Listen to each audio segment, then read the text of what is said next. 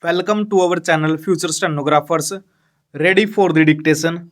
10 seconds, 5 seconds. Ready? Start. Sir, the budget has been variously described and criticized as one that increases the burden of the common man, one which gives concessions to the rich and encourages foreign investments. I agree, sir, that it is all this and much more, but it certainly is not a highwayman's budget. To my mind, sir, the budget is sincere, conscientious, and at the same time, it is a bold effort on the part of the finance minister who is charged with heavy responsibility of finding resources for the third 5 year plan.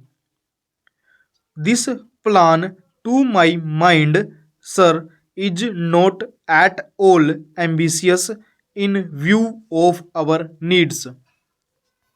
It may be looked upon as a rather heavy demand, but looking to our needs, it is not very ambitious. Sir, the fact that even the considerations of the coming general elections could not delect the finance minister from the course which seemed to him necessary and proper should earn him the appreciation of every right thinking man.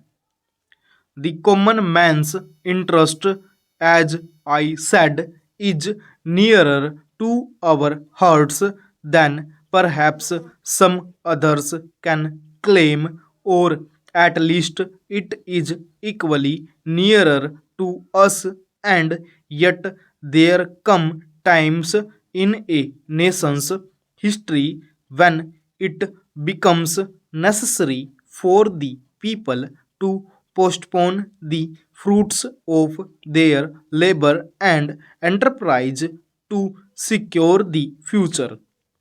Here also, sir, opinions may differ. According to the Communist Party, such a time came during the last Great War when they were exhorting people, the common people, to contribute their full might to the war effort.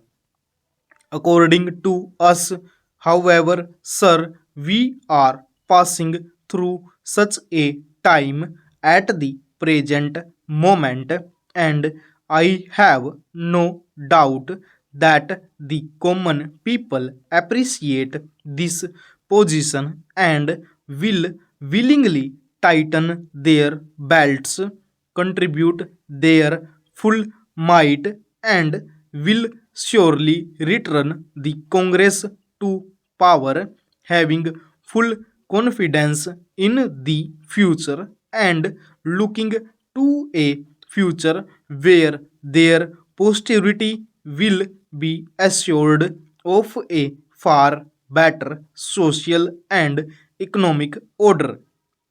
Who, sir, does not sympathize with the difficulties of the common man. As a matter of fact, most of us come from that class, and I am sure the finance minister would have liked to do away with some of the levies. None would have been happier if he could have done without these new levies, but there are certain very imperative limitations. We are passing through a critical period.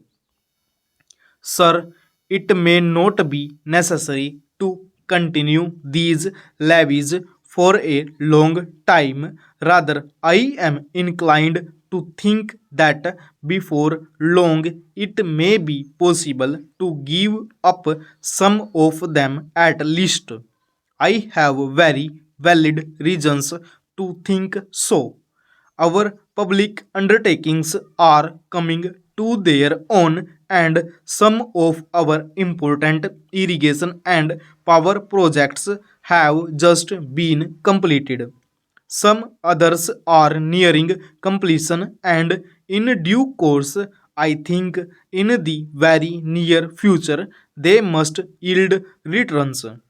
This will go a long way to lighten the burden of the common man. We might, sir, also resort to some other ways. I suggest that we might take to public trading in some specific items of export and import.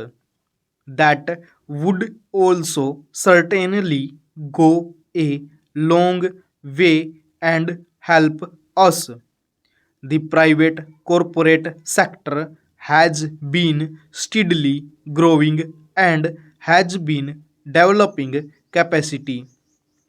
It is sure to benefit from all these present concessions and develop greater capacity.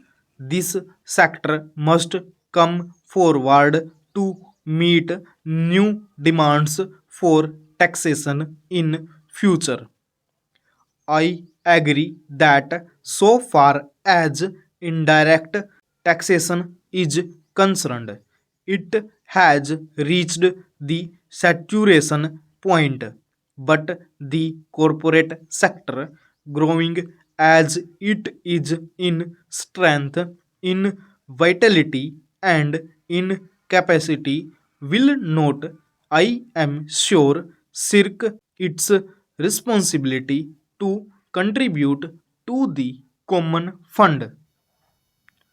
I wish, sir, the committee which had been appointed to go into where the additional national income had gone had entered upon its labors a bit earlier and had made its findings available to us. I do not want to state its findings, but I have a feeling that the committee, when it concludes its labors, will come to the conclusion that a major portion of this additional national income has gone into the pockets of a comparatively small number of men, small number of individuals, and it is they who must in future contribute their share to the country's taxation needs because the profits they have earned are not all due to their own efforts and enterprise only. To a very large measure, they are the result of the economic policies of the government and due to certain other circumstances to which they did not contribute anything. Therefore, there is ample justification for the two taxes, the capital gains tax and the excess profits tax.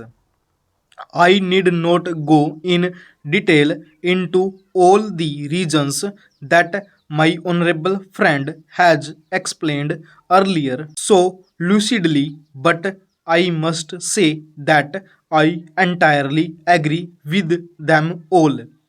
Having said this, I would like to say a few words about allocations which have been made to the various ministries in the budget. Full stop.